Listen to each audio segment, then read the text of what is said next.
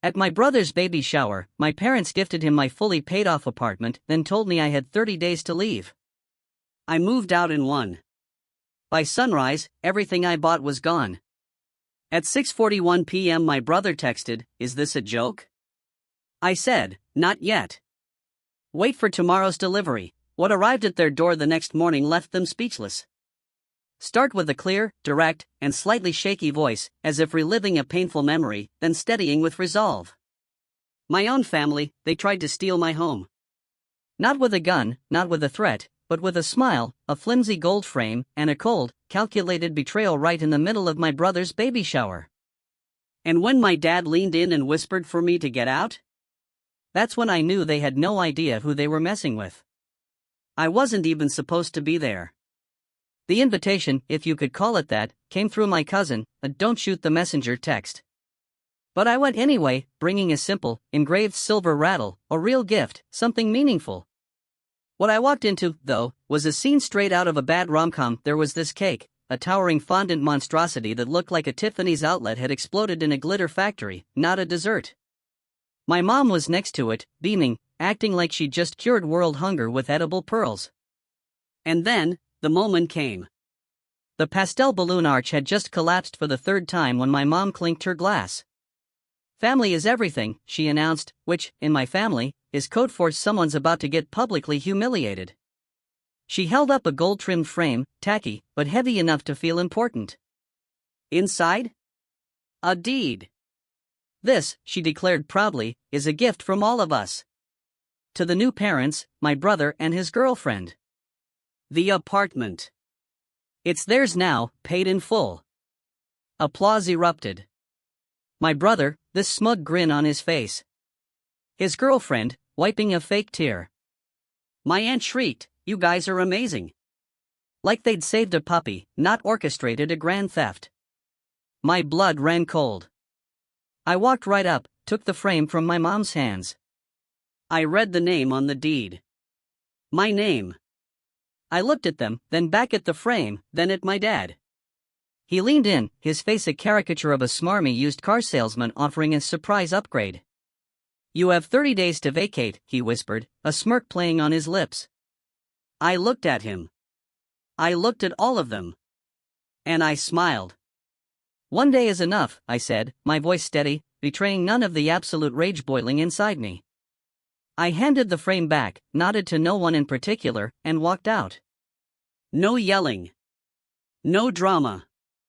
Not yet. By 5 a.m. the next day, the building manager had quietly let me in. By 7, the removal crew was there. By 9:30, everything my brother and his girlfriend had ever brought into my apartment was gone. The crib. The curtains. That cheap IKEA dresser. Even that awful Etsy wall sign that declared, "Our little nest." Ripped right off. I didn't touch what was mine. I just deleted what wasn't. By 11 a.m., it no longer looked like their home. It looked like mine again. At 6:41 p.m., my brother texted, "Is this a joke?" I replied, my fingers flying, a chill running through my veins, "Not yet, but tomorrow's delivery might be." You see, that apartment, it was my sanctuary. I bought it in 2020. Small, quiet, 2-bedroom, perfect. Good light in the kitchen. I never posted about it.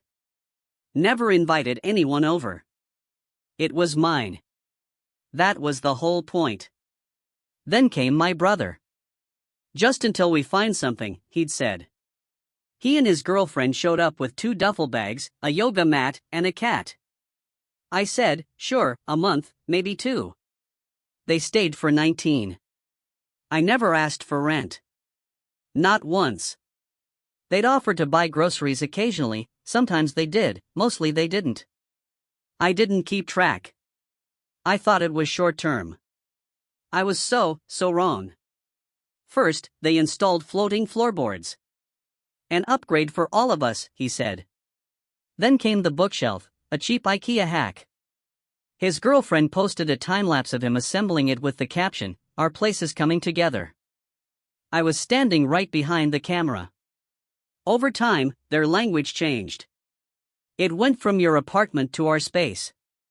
From "Thanks for letting us stay" to "We love this home." From "We're looking for a place" to deafening silence.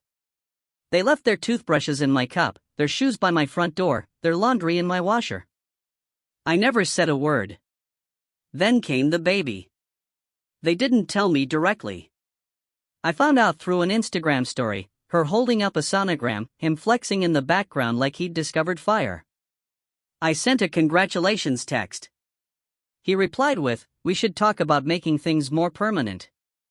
I didn't ask what that meant. They never clarified. 3 weeks later, my parents called. My mom wanted to know if I'd consider gifting the apartment. "Not all of it," she said, "just symbolically. They're starting a family. You're doing well." I said no.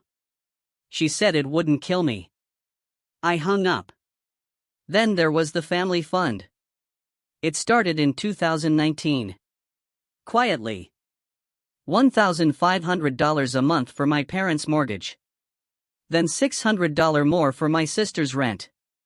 $200 for Uncle Rob's legal bills. $320 for Mom's dentist. $3,000 to patch the roof. I stopped keeping track after a while, but my bank didn't. Over 4 years, $91,200 in family transfers. The apartment's mortgage, tax, fees, $112,000. Furniture and repairs, $9,300. Food, utilities, incidentals, $6,700. My total personal investment, $219,200. Total contribution from anyone else? My brother's flooring, $940. That one bookshelf, $160. A used blender from his girlfriend's mom. That's it. When I refused to transfer the deed, they stopped asking. They just went ahead with it. 3 weeks before the baby shower, my brother scheduled a notary appointment using a fake email under my name. My dad handled the logistics. My mom coordinated with the lawyer. They submitted a scanned signature from a tax form I'd filled out in 2018. It wasn't even a good forgery. But it was enough. The property title was reassigned without my consent. At the baby shower, they acted like they were giving me a moment, like I should clap, smile, feel included. Instead, I watched my name held up in a gold frame like a prop. A gift from all of us, my mom had said. All of us, apparently, meant not me. The same person who bought the apartment. Who furnished it? Who kept the lights on? Who paid for the Pottery Barn crib, now sitting proudly next to the cake, wrapped in a bow like it materialized from group effort? After I left that night, I didn't yell. I didn't argue. I logged into my bank. I printed the full list of transactions. I highlighted everything connected to that apartment.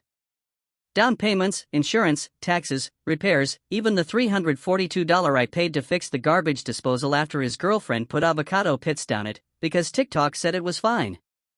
I put it in a folder. Titled, Correction. Just facts. No commentary. By morning, the locksmith had changed the entry code. The building manager reset the buzzer. And I made a list of everything inside the apartment that didn't belong to me. The floor. The bookshelf. The crib.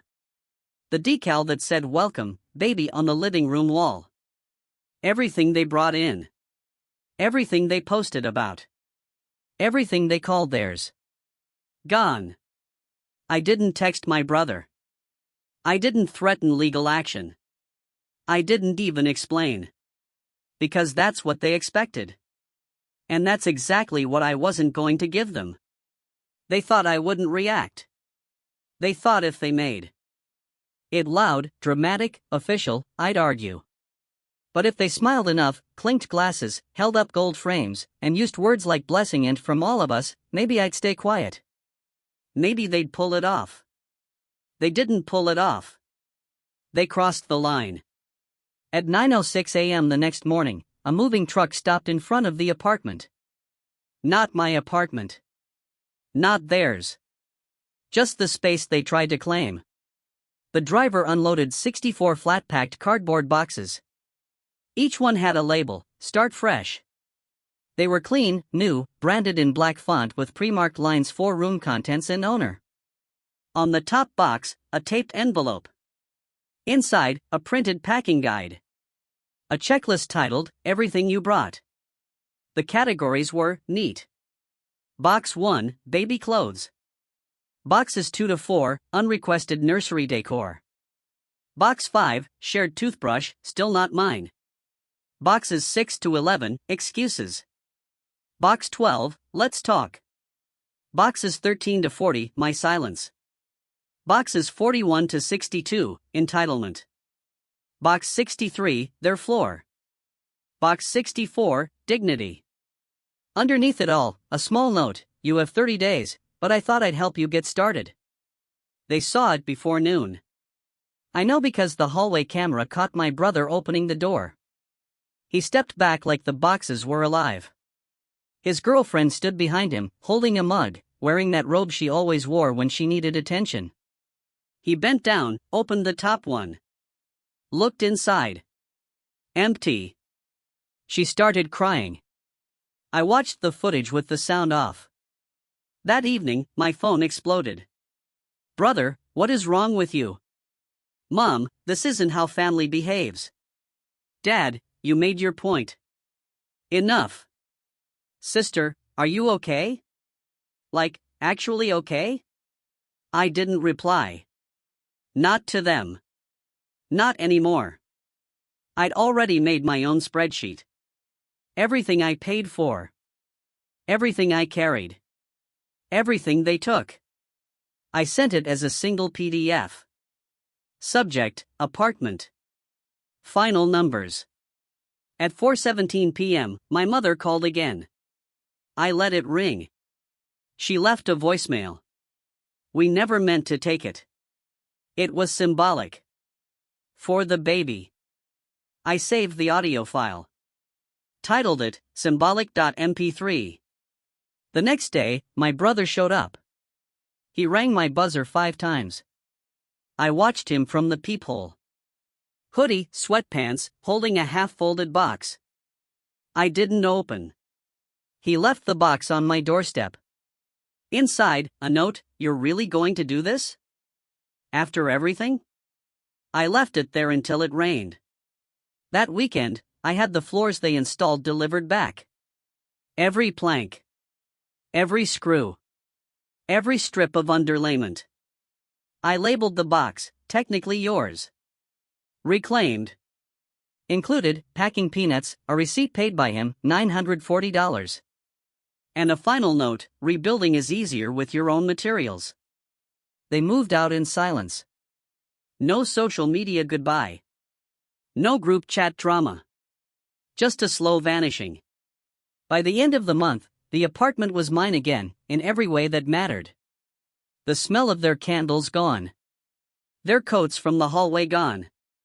The baby name banner folded and returned. No one ever asked for the 64 boxes back. I assume they used them. 1 month later, my mom sent me a group email. Subject, family reconciliation. It had bullet points. Let's not let money come between us. This can still be a win for everyone. Forgiveness is a gift. Remember who was there when you needed help. I didn't respond. But I forwarded it to myself with a new subject line, family rebranding. Then I archived it. The apartment is quiet now. Some nights I leave the lights off and just listen. You can still hear the ghosts of their plans echoing in the walls.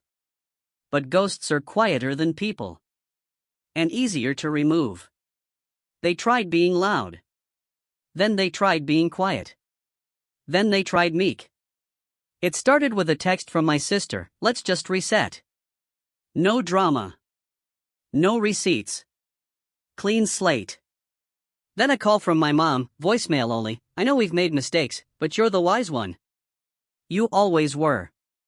And then my favorite, a message from my dad, "Come to dinner. Let's talk man to man."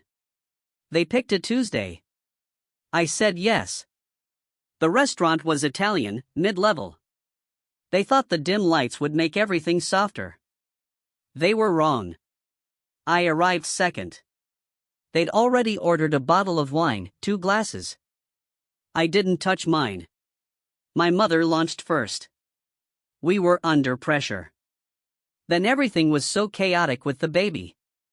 We shouldn't have gone behind your back, but it was out of love. I let them finish their little soliloquy. Then I opened my bag. 3 items. Quietly placed on the table. A USB. A manila folder. A single laminated sheet. My dad reached for the USB. I pulled it back. You won't need that. I've already emailed it to your employers and to the bank. My mom froze. I handed her the folder. Inside, a notarized termination of all co-signed accounts. A legal notice revoking power of attorney. A side letter ending my monthly contributions. No fanfare. Just documents. I looked at my sister. You're off the insurance plan. Effective last week. She blinked twice, then tried to smile. That's okay. I'll figure something out. I nodded. You will. My brother didn't show up, but I sent him his own folder by courier. Inside, a bill for property use. An itemized spreadsheet of damages. A QR code to a Dropbox folder titled, Resources to Get Started. Inside the folder, resume templates, cover letter samples, a mock LinkedIn profile, a short tutorial titled How to Apply for Jobs When the Free Ride Ends. That Saturday, I hosted a picnic. Not for family. For ex-family. Park table, plastic cups, name tags with first names and job titles. Except no one had job titles, so I brought extras. Each tag said, available. Ask me about my skills. My aunt cried when she saw hers. My cousin pretended it was a joke. My mom said, it's confronting. I said that was the point. Then I handed out folders. Inside each, one printed copy of a job board URL. One fact sheet, budgeting for grown-ups. One sticky note, you said I was the responsible one, so I'm helping you become one, too. The following Monday, I filed a report with the police. Not a lawsuit, not revenge, just a notification of identity misuse and title forgery. The officer at the desk asked if I wanted to press charges. I said, not yet. By Thursday, I received an email from my dad's lawyer. Subject, concern about escalation. Body, let's not destroy the family over some documents. We can work this out without legal involvement. This is not what your mother wants. I replied with 2 lines. You wanted life without me. Let me show you what that actually looks like. They stopped calling. Stopped texting. But the silence didn't mean surrender. It meant confusion. Which, frankly, was louder. No one spoke about me directly anymore. They stopped mentioning my name, even in the messages they accidentally sent to people who still knew how to forward screenshots. But I heard everything. My cousin from Indiana, the one who somehow ends up on every family chain, kept me looped in quietly. No commentary. Just raw data. FYI, she'd write and forward the text. Sometimes an audio message, sometimes a photo, like the one of my mother wearing her healing scarf, restocking books in the local library. Apparently, she took a part-time job there. She told everyone it was to stay active. The real reason? Insurance, no. Longer covered her blood pressure meds. My cousin overheard her whispering about copays behind the help desk. She also sold 2 handbags, the ones she used to call investments. Now she calls them non-essential joy. My father downsized his car. Not out of environmental conscience, but necessity. The dealership confirmed it, my cousin's boyfriend works there. Said Dad looked tired, confused about financing. Couldn't remember the model of the hybrid he was trading in. Dad now drives a used silver sedan. One headlight always flickers when turning left. Fitting. I know his office moved into a smaller room. A junior partner mentioned it in a group call that got screen recorded and leaked. He mumbled something about just needing less space. He never mentioned the family phone I stopped paying for, or the data plan, or the calendar subscription. My sister moved in with her boyfriend's mom. Temporarily. Temporarily has lasted 5 months. The guest room has a rug that smells like wet dog and expired shampoo. She keeps saying it's transitional housing. She also posted a quote last week: "Sometimes growth looks like falling apart first." Caption: Mood. Her tuition plan, the one I used to cover in full? It's now split across 3 payment systems. She missed one of them, got an email, forgot her login, called the university, got put on hold, cried, hung up, tried again the next day. She told all this to our cousin over coffee. The cousin called me after, dryly, "She's learning." My brother hosted the baby's first birthday party in their own apartment. I didn't get invited, of course, but one of the neighbors did, and she posted pictures on Facebook. My face wasn't tagged because I wasn't there, but the cheap plastic tablecloths and mismatched cups were. Apparently, the cupcakes were from a clearance bin. One balloon popped mid-sentence. The Bluetooth speaker wouldn't pair. No photographer, just iPhone timers. The napkins had "blessed" written on them. Someone had crossed the word out with a pen. No one smiled in any of the photos. They've started referring to money as tight, which is what people say when they don't want to admit it's gone. My brother applied for a budgeting app. I know because it asked for my referral code accidentally. He never used it. One weekend, 34% of their expenses were marked miscellaneous. They renamed the old family group chat. It's now called Support Circle. I'm not in it, but I get screenshots. The interface hasn't changed. Still blue bubbles. Still performative replies. Mom sent, "Guess who made lemon bars?" No one replied. Dad sent article, "Forgiveness adds 5 years to your life."